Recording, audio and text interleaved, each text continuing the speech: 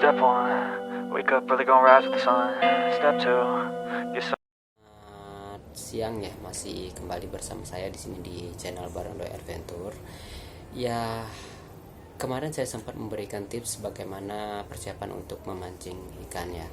Kali ini saya akan memberikan tips kembali buat kalian semua bagaimana caranya persiapan kita untuk memancing belut. Untuk video selengkapnya dan tips-tipsnya kalian bisa saksikan dan kalian bisa terapkan, dan mungkin ini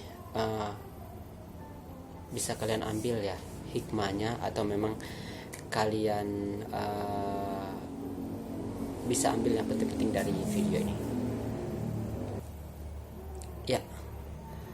Berbicara tentang memancing belut, itu termasuk hobi saya juga. Selain sering berpetualang mencari tanaman hias atau memancing ikan dan mencari belut dan memancing belut, itu sudah hobi saya sejak kecil ya.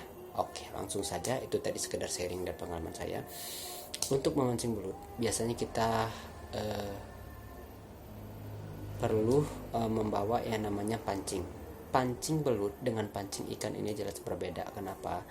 Karena pancing belut itu biasanya terbuat dari tali yang dijalin, itu tali rapia. Jadi kita benar-benar menjalinnya itu harus kuat ya, harus kuat dan harus tidak boleh lepas. Karena kenapa? Ketika si belut ini memakan umpan pancing kita, dia akan membilin atau memutarkan tubuhnya di dalam lubang belut itu, dan itu membuat pancing kita benar-benar kadang tali yang kita pilin itu berputar dan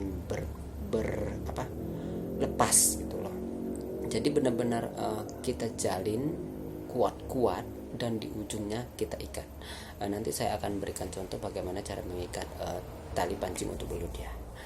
Dan juga biasanya saya juga untuk membuat pancing belut itu biasanya talinya saya panjangkan. Kenapa?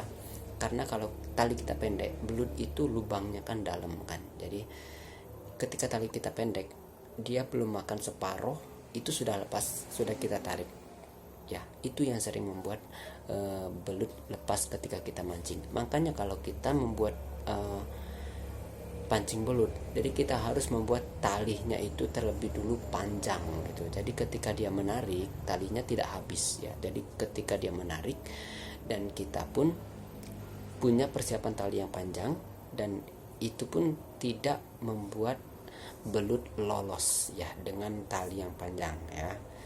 Dan juga tips untuk memancing belut, jangan menunggu dia menarik terus gitu, jangan ya.